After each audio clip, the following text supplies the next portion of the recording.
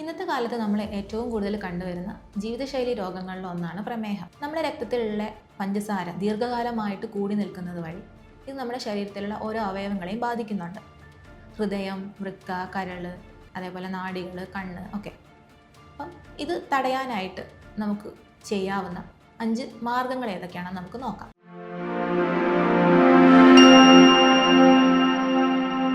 എൻ്റെ പേര് doctor Swathi KR, QNB health care താമരശ്ശേരിയിലെ മെഡിക്കൽ ഓഫീസറാണ്. ഷുഗർ കുറയ്ക്കാൻ വേണ്ടിയിട്ട് നമുക്ക് ചെയ്യാൻ പറ്റുന്ന 5 വഴികൾ ഏതൊക്കെയാണെന്ന് നമുക്ക് നോക്കാം. ഒന്നാമത്തേത്, ഉലുവ നമുക്ക് എല്ലാവർക്കും അറിയുമായിരിക്കുമല്ലോ.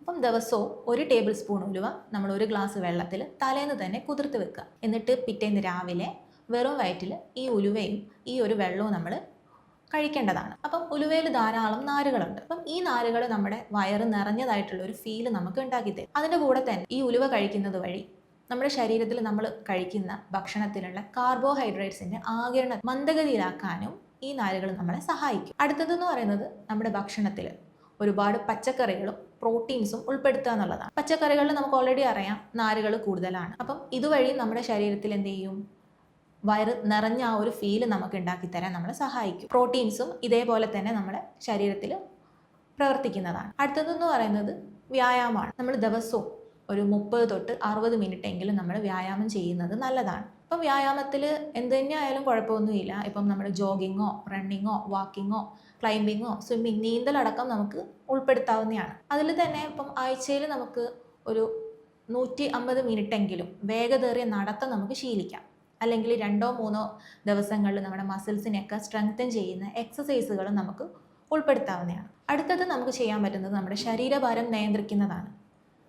പൊണ്ണത്തടി ഉള്ളവർക്ക് പോലും ഒരു 5 മുതൽ 10% വരെ നമ്മുടെ ശരീരഭാരം നിയന്ത്രിച്ചാൽ നമ്മുടെ ഇൻസുലിൻ്റെ പ്രവർത്തനം നല്ല രീതിക്ക് നമുക്ക് കൊണ്ടുപോകാൻ പറ്റും. അപ്പോൾ 1 മാസം കൊണ്ട് നമുക്ക് എങ്ങനെ നമ്മുടെ ശരീരഭാരത്തെ നിയന്ത്രിക്കാൻ പറ്റുമെന്ന് നമുക്ക് നോക്കാം. ആദ്യത്തേത് തന്നെ നമ്മുടെ ഭക്ഷണ രീതിയാണ്.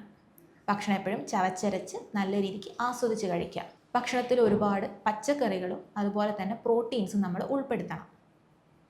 പിന്നെ ഭക്ഷണം കഴിക്കുന്നുണ്ടെങ്കിലും അതിൽ അരി ആഹാരം കുറയ്ക്കാൻ ശ്രദ്ധിക്കുക. മധുരപാനീയങ്ങൾ അല്ലെങ്കിൽ ബേക്കറി ഐറ്റംസ് ഒക്കെ ഉണ്ടെങ്കിൽ അത് കഴിവതും ഒഴിവാക്കുക. ഉറക്കം ശീലമാക്കുക. ഉറക്കം 7 തൊട്ട് 8 മണിക്കൂറെങ്കിലും നമ്മൾ ദിവസവും ഉറങ്ങിയിരിക്കണം. അതേപോലെ തന്നെ വ്യായാമം നല്ലതാണ്. കൂടെ നമ്മളിപ്പോൾ ഭക്ഷണം കഴിച്ചിട്ട് ഒരു 10 തൊട്ട് 20 മിനിറ്റ് എങ്കിലും നടക്കുന്നത് അതും നല്ലതാണ് നമ്മുടെ ശരീരത്തിന്. മരുന്നും ഇൻസുലിനെയും കുറച്ച് നമ്മുടെ ഭക്ഷണ രീതി നമുക്ക് എങ്ങനെ മുന്നോട്ട് കൊണ്ടുപോകാൻ പറ്റുമെന്ന് നമുക്ക് ആദ്യം നോക്കാം.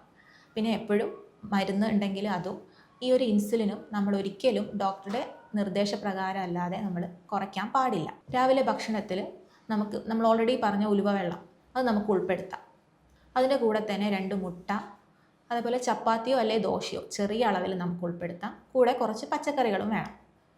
ഉച്ച സമയത്താണെങ്കിൽ ചെറിയ അളവിൽ നമുക്ക് ചോറ് കഴിക്കാം. കൂടെ പച്ചക്കറികൾ ധാരാളം ഉൾപ്പെടുത്തുക. മീനോ അല്ലെങ്കിൽ ചിക്കനോ പയറുവർഗ്ഗങ്ങളോ ഉൾപ്പെടുത്തേണ്ടതാണ്. വൈകുന്നേരങ്ങളിൽ മധുരമില്ലാത്ത ചായയോ കാപ്പിയോ ഉപയോഗിക്കാം. അതിൻ്റെ കൂടെ തന്നെ നമുക്ക് നട്ട്സോ കടലയോ ഉൾപ്പെടുത്താവുന്നതാണ്. രാത്രി പച്ചക്കറികൾ നന്നായിട്ട് ഭക്ഷണത്തിൽ ഉൾപ്പെടുത്തുക. ദോശയോ അല്ലെങ്കിൽ ചപ്പാത്തിയോ ഉൾപ്പെടുത്താവുന്നതാണ്. പ്രോട്ടീൻസ് എന്തായാലും ഉണ്ടായിരിക്കണം. അവസാനമായിട്ട് നമുക്ക് ചെയ്യാൻ പറ്റുന്നതാണ് നല്ല ഉറക്കം. അപ്പോൾ ദിവസവും നമ്മൾ ഒരു 7 തൊട്ട് 8 മണിക്കൂറെങ്കിലും നമ്മൾ ഉറങ്ങിയിരിക്കണം. ചിലവർ ഈ ഒരു മാനസിക സമ്മർദ്ദം വഴിയും ഉറങ്ങാതിരിക്കാം. അപ്പം അങ്ങനെയുള്ളവർക്ക് നമുക്ക് എന്ത് ചെയ്യാം, പ്രാണായാമോ അല്ലെങ്കിൽ യോഗകളോ ഒക്കെ ചെയ്യാവുന്നതാണ്. അപ്പോൾ നമ്മൾ ഈ ഉറങ്ങാതിരിക്കുമ്പം അല്ലെങ്കിൽ ഉറക്കക്കുറവ് കാരണം എന്താ സംഭവിക്കുക, നമ്മുടെ ശരീരത്തിൽ ഗ്രലിൻ എന്ന് പറയുന്ന ഒരു ഹങ്കർ ഹോർമോൺ ഉണ്ട്. ഇതെന്ത് ചെയ്യും, വളരെ രീതിക്ക് കൂടും. അപ്പോൾ അതുവഴി നമുക്ക് ഭക്ഷണം കഴിക്കാനുള്ള ഒരു ടെൻഡൻസി തോന്നും. അപ്പം നേരത്തെ ഉറങ്ങി ശീലിക്കുന്നത് വഴി എന്ത് ചെയ്യും, നമ്മൾ ഈ ഒരു ഗ്രലിൻ എന്ന് പറയുന്ന ഹോർമോണെ നമുക്ക് കുറയ്ക്കാനും അതുവഴി ഈ ഒരു ഇടയ്ക്ക് കഴിക്കുന്ന ഭക്ഷണം കഴിക്കുന്ന ആ ഒരു ശീലവും അമിതവണ്ണവും അതുവഴി ഷുഗറും നമുക്ക് കൺട്രോൾ ചെയ്യാൻ സഹായിക്കുന്നതുമാണ്. അടുത്തതാണ് ഉറക്കം. ദിവസവും ഒരു 7 തൊട്ട് 8 മണിക്കൂറെങ്കിലും നമ്മൾ ഉറങ്ങണം.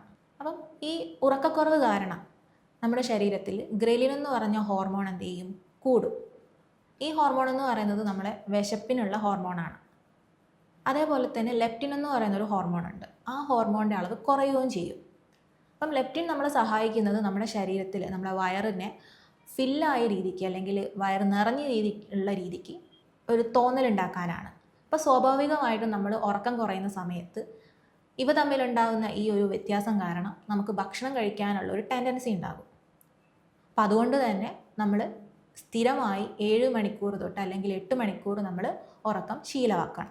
അപ്പം നമുക്കറിയാം അല്ലേ, പൊണ്ണത്തടി ഉള്ളവർ ഒരു 5 മുതൽ 10% വരെ ഒന്ന് തടി കുറച്ചിട്ടുണ്ടെങ്കിൽ തന്നെ നമുക്ക് ഈ ഇൻസുലിൻ്റെ പ്രവർത്തനം നിയന്ത്രിക്കാൻ പറ്റും. അപ്പോൾ 1 മാസം കൊണ്ട് നമുക്ക് എങ്ങനെ ശരീരഭാരം കുറയ്ക്കാൻ പറ്റുമെന്ന് നോക്കാം. ആദ്യം തന്നെ ഭക്ഷണം എപ്പോഴും ചവച്ചരച്ച് കഴിക്കുക. ഭക്ഷണ രീതിയാണ് നമ്മൾ എപ്പോഴും മുഖ്യം ആയിട്ട് നിൽക്കേണ്ടത്. ഭക്ഷണം കഴിക്കുന്ന സമയത്ത് ചവച്ചരച്ച് ആസ്വദിച്ച് ഭക്ഷണം കഴിക്കുക. നമ്മളിപ്പോൾ ടി.വിയോ ഫോണോ ഒക്കെ നമ്മൾ അടുത്തുണ്ടാകും, അതിലൊന്നും ശ്രദ്ധിക്കാതെ വേണം നമ്മൾ ഭക്ഷണം കഴിക്കാൻ. കാരണം ഈ ഭക്ഷണം കഴിക്കുന്നത് വഴി നമ്മൾ ഒരുപാട് കലോറീസാണ് നമ്മൾ അകത്താക്കുന്നത്. അപ്പോൾ നമ്മൾ ഇതൊന്നും ശ്രദ്ധിക്കത്തുമില്ല. ഈ കലോറി വഴി പിന്നീട് നമ്മുടെ ഈ ഒരു വണ്ണം കൂടാനും അത് പിന്നീട് ഷുഗർ കൂടാനൊക്കെ ചാൻസ് ഉണ്ട്. രണ്ടാമത്തെന്ന് പറയുന്നത് ഭക്ഷണത്തിൽ നമ്മൾ ആവശ്യത്തിനുള്ള പ്രോട്ടീൻസ് ഉൾപ്പെടുത്താത്തത് വഴിയാണ്.